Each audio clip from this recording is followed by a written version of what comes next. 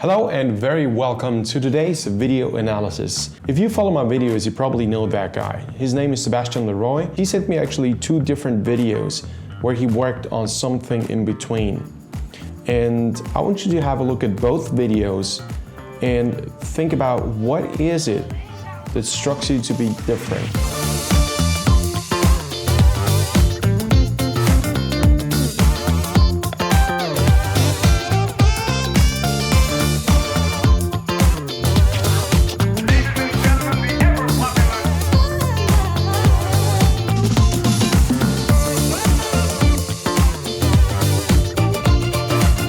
And this is video number 2. To me, it looks more refined. The question is why? Is there something that Sebastian changed? Is it a different weather? Is it a different water body? No, I don't think so. It's gonna be the same water body. The angle is a different one. So this angle hides certain things that the other angle does not hide. So whenever you want to send me footage for video analysis, it's about a 90-degree angle I need. So this angle is much better and it does show different things. Now, do we see similarities? Yes, absolutely. But there's one thing I find to be more refined than in the first video. In order to make it easier to watch, I'm gonna summarize all the points first, and I hope I don't forget any, because sometimes I just find out new things. And then I'm gonna go into details. All right, so problem number 1 is the catch and the way, and this is there's no difference between video 1 and 2. Is the way you tighten up your body at the catch. Looks super relaxed, and if you look at somebody like this and say, "Oh, I'm miles away from that position. It's so good. What is there to change?" Look at the way the muscles tighten up. I've been talking about this the last couple of sessions with our indoor live session we have every week. Just use your arms as a plain hook, and you don't connect with the hands, you connect with the armpit. So this is where and you stretch out the triceps here. The lat triceps connection should be stretched out a bit, but not endlessly. It's just you give in a little, and then you hold a little. And the main topic was get the muscles into the right tension. There are different ways to tighten up muscles. So tighten up completely or get a reactive tension. But again, this is just a summary. Now, problem number 2 is the speed just before the catch and the time that passes by before something relevant happens, namely getting a blade water connection throughout the body all the way to the hands and then propelling the boat forward without moving the body too much. And problem number 3 is very well visible here. It's an overly aggressive arm pull and shoulder motion, which is not effective in any way to help you propel a rowing shell.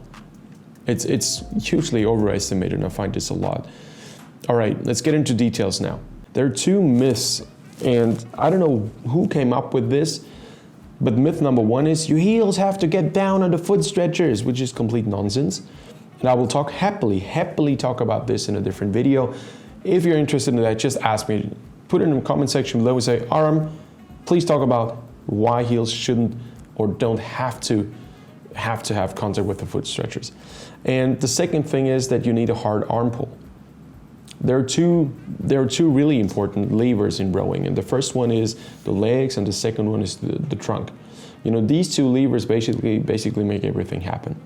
The arm pull at the finish is hugely overestimated. Let me give you details why. It's not just my opinion. I've worked so much on the BIOROWER, which has a boat native cockpit setup. So I basically know how a rower will behave in the boat and on the BIOROWER. It's very comparable. Attack. There you go. Okay, you see that? Oh, how quickly the curve's shaping. So the result is that this would never ever work, and the question is how quickly can you adapt somebody? Now, and I've seen live force curves. I've myself done a lot of training on the BIOROWER with live force curves, and you can simply try it out. Can you keep the plateau up with a hard arm pull or not? And the simple answer is no. It does not work. Only if you haven't propelled the boat properly before. If you have failed to do so, of course an arm pull is going to have an effect. So The true answer is, or the best answer is, if you manage that your arm pull at the finish, after the legs have done their job and then the trunk has done its job, if the arms still have a massive effect, there are two reasons. A, your arms are over proportionally strong compared to your legs and trunk, which is not good. Or B, you have not used your legs and upper body properly to propel the boat, so you still are able to propel the boat with an arm pull. The arms at the finish, their only job is to finish off the stroke. Of course, you shouldn't go completely easy. You should try to keep the force curve up, but only, my recommendation is about 2 hands away from the body. This is where you should gradually ease off the stroke. What Sebastian does very well in the second video, you will see it, is that he moves almost underneath his shoulders. Let me show you what I mean. It's right here. And this is don't look at the shoulder rotation. The shoulder rotation is something I don't want. But that shoulder position, where you have almost a light overhang with the shoulders, that's very good. You want to pull underneath your shoulders. That's important. And some people say your shoulders have to move back. It's not good. A, it compromises your overall body position in terms of getting the tensions right. B, it compromises your body position in terms of you need energy for something that C does not make your stroke any longer. I don't know why this myth is still around that you have to have an endlessly long drive in order to make the boat fast. If you look at the World Championship A final 2017, Sarasota, Florida, women's single. Victoria Thornley from the UK, she's like 193. She races against Magdalena Lobnik, she's like 180, so 10 centimeters smaller. That's about 3 inches. Another 3 inches smaller than Magdalena Lobnik is Janine Gmelin, the Swiss girl. And guess who wins? It's the Swiss. The reason why, and I've talked about this in a different video, there's still that myth that you need an endlessly long drive to make the boats go fast, is that most of the coaches who learned their technique learned it from coaches who learned their technique, from their coaches who learned their technique in the 70s. And in the 70s, we used to have oars as soft as a silk cloth. You know, these wooden oars, they were so super flexible. You had to row a different style. And this old equipment we had, you know, soft shells, soft riggers, endlessly long oars to compensate for everything that, and all of that softness that was there. It wasn't necessarily bad, it was just different. And of course you had to have a very long reach because these oars were super long, and you had a super long catch because your inboard was super long to cope with a super long outboard. Everything was super long and soft. Today, different ballgame. Today's levers are a lot shorter.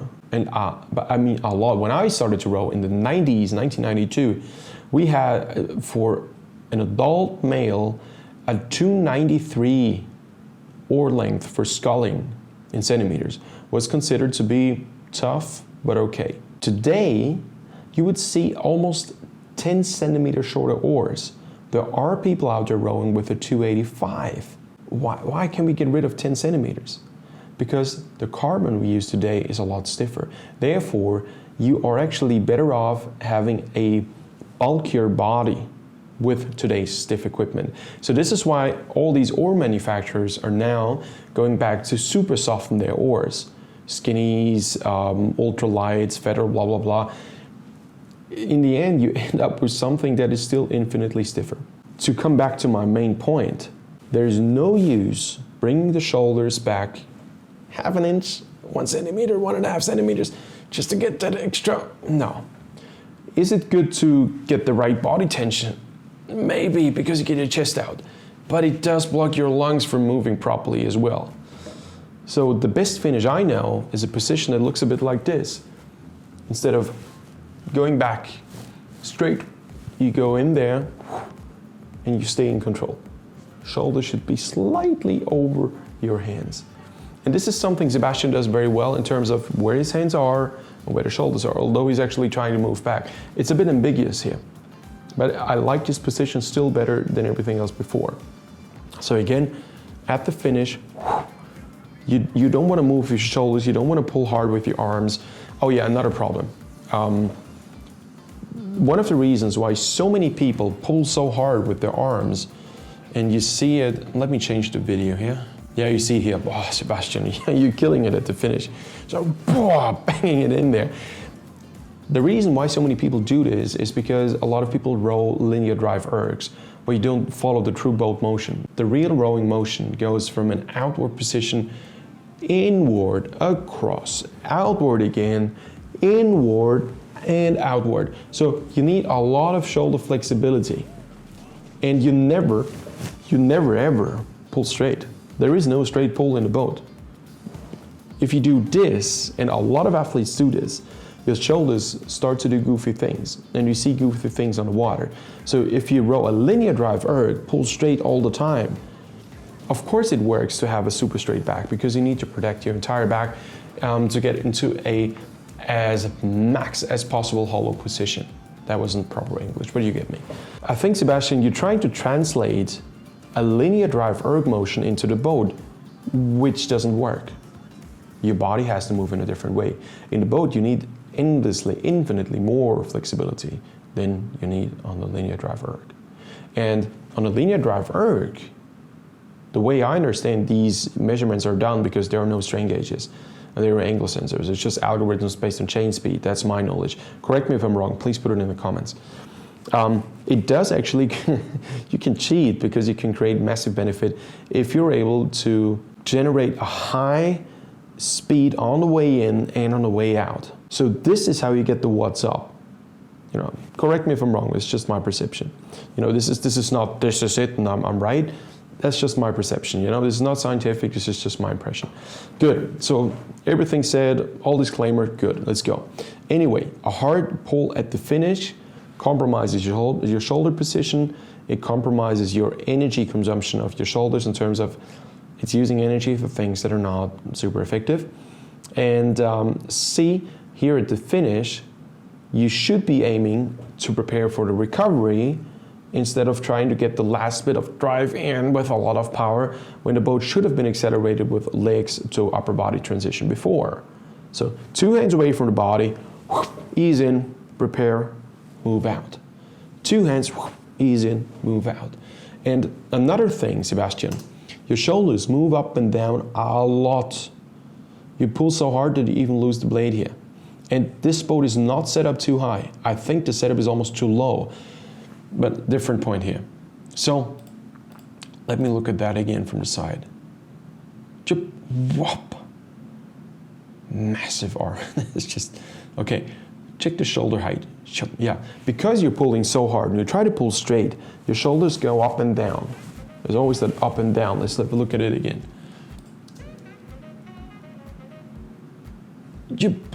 Yeah. It's not so much because you move your shoulder. Yeah, you do move your shoulders up and down as well. This is also why you lose stability in the water. Another byproduct, negative one of this technique is, you guys probably saw that Sebastian lost connection. Because if you pull hard in here, your shoulders go up, and you want to pull down because you want to accelerate the hands. If you pull down, the body's a cheater. So of course, if you pull down, you can move the hands faster because the blade disconnects from the water. Again, all right. Let me do this slowly. Okay, frame by frame. At that point of time, your aim, Sebastian, is to accelerate the handles as much as possible. It doesn't have to be, but this is what you do. So your oars bend massively around the 0 point, which is excellent. But your hands haven't even started to work yet, or should not have even started to work yet, but they have. So, we're powering it in. This is, yeah, it's a struggle. And now they stop bending. And now you see where your blades are. Already out of water. And ironically speaking, or sarcastically, but I don't mean to be sarcastic here, but you get it. The blades, as they disconnect from the water, they produce less resistance. The less resistance the blades produce, the quicker the body can get the perception, this is all Sebastian is looking for, that the hands travel to the body at accelerated speed. So the body basically does everything to achieve the #1 goal, quick hands at the finish. Whop! And if it means to lose connection with the water. You get it? I hope. This is about as clear as I can put it. And you see it right there. And this is why you basically create water splashes and water splashes at the finish. It's not because it's fast. It looks impressive, but it's not fast. The optimum would be to connect with the blade in the water, have it pretty stable. If you have Randall foils, you know which sensation I'm looking for. No up and down motion. You keep it where it is. You basically relax your shoulders at the catch. So this is where you should relax your shoulders and now wait for the response from the blade. Standard blades are not designed in a way that they help you to get full response. If you put a Randall foil on top, you get that response because it basically is a limiter, it doesn't allow you to go too deep. So then you can wait for the response from the blade and it will get you the feedback and say, hey, clock, I'm locked in. And then, instead of you forcing the handle path onto the oar handle, which you always do in a linear erg because there's no feedback in any way, you should be waiting for feedback from the boat and feel where it is. This is what I mean by accepting what the boat can do and what it cannot do. It cannot do the goofy motion you're used to from the linear drive erg, but it can do a perpendicular semicircular motion. And that's a major difference. So at that point, you should be hanging on. Your arms don't have to be fully extended. Really don't have to be. But just give it a 5-degree bend or so. But not intentionally, just loosely relaxed. Use your hands like a hook grip. Sebastian, you're holding too tight in your oars because there's so much up and down motion. And I bet 100% that you have a lot of blisters, you have sore hands. Because you have to hold on so tight, there's so much friction between the oar handle and your hands that your hands are sore. If you use your hands loosely like a hook, of course you will still get sore hands, but not so badly. At least this part here shouldn't be affected so badly. You should have blisters around here and maybe right there. So let me show you. So here, that's all right. There, it's all right. Here, not so much. Because if you do it here, it means that you're trying to kill this thing, you know? My grandfather, when he told me table tennis, ping pong, he gave me a lesson which I will never forget. He said, hold the bat like a bird. If you hold it too tightly, the bird will die. If you have the grip too loose, the bird will fly away. And the same thing applies to the oar handle. And right now, I think you're killing that bird massively.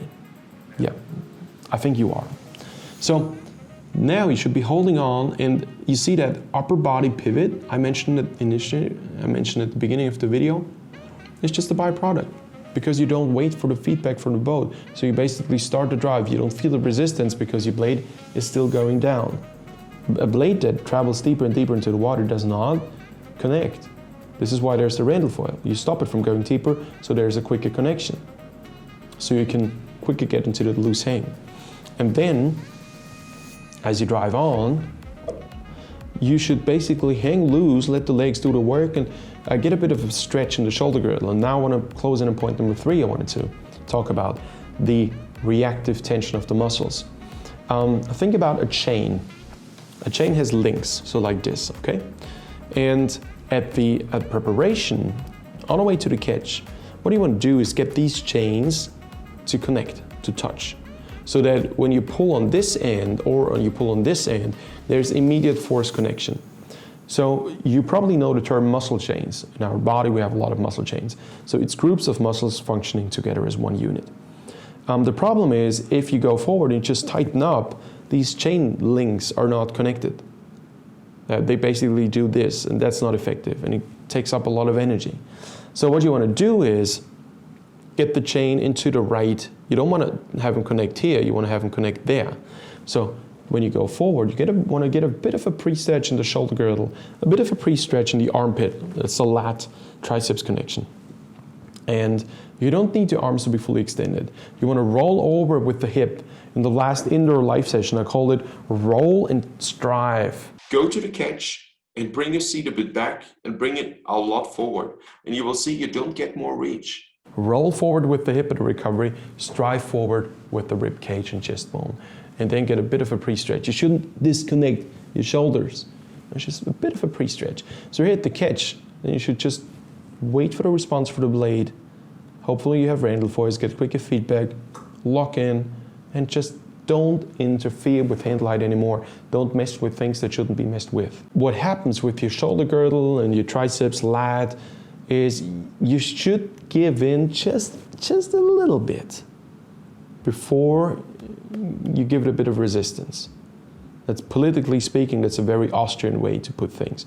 I hope my Austrian fellow citizens don't disagree, but giving in just a little bit to harmonize with the element you work with, or to connect the chain links, and then giving it resistance to control the blade is the right way and the fastest way to get a force curve that has a super quick buildup. So if you get the chain links right, your force curve looks like this versus this. And this is also a major misconception. And how to get a quick force connection at the catch, how to get that force curve to rise quickly at the catch, not by working hard, by getting the chain links to connect. That's the secret, if you want. It's not a secret, it's just common sense, but this is how it works. Yeah. So, Sebastian, I hope my solution does make sense to you. There are so many things to talk about and so many things to mention, but essentially, I think this is the problem. You mentioned something about you had an injury. I hope it's not from rowing, but if it is, I have a slight idea where it could be coming from. And of course, you can, with proper training plans and complementary training, you can solve a lot of issues here as well. Yeah. Ladies and gentlemen, that's it. Oh yeah, a shout out quickly. You know, I've just moved to my new office, and Ian Randall said it in one of the comments of the last videos, and he also told me on the phone yesterday. He said, hey, you should ask people to send you something for your office walls. I'm asking you. All the people I'm working with, everybody who's on Team Arm Training, everybody who has a BIOROWER, everybody who's ever purchased a pair of Randall foils, somebody who's just my follower on YouTube, somebody who just likes me. Send me something. Send me something of your club. It could be an old rowing suit, could be an old cap, could be, you know, these what do you call it in English? You know, these. It could be a little pennant, it could be a little flag, something rowing related. My plan is to decorate this office and the entire factory space with this as a tribute to the one thing that counts for me, to help the sport of rowing grow and make it more professional. And if I have a bit of everybody who's in connection with me, that would be great. And you know what? I'm going to feature all of these different things I get. So I'm going to put the address where to ship something to on the website rmtraining.com, and I'm going to put it in the description below. Yeah. If you have not subscribed, please do it right now. A lot of you, girls and guys, and women and men, are watching without subscribing.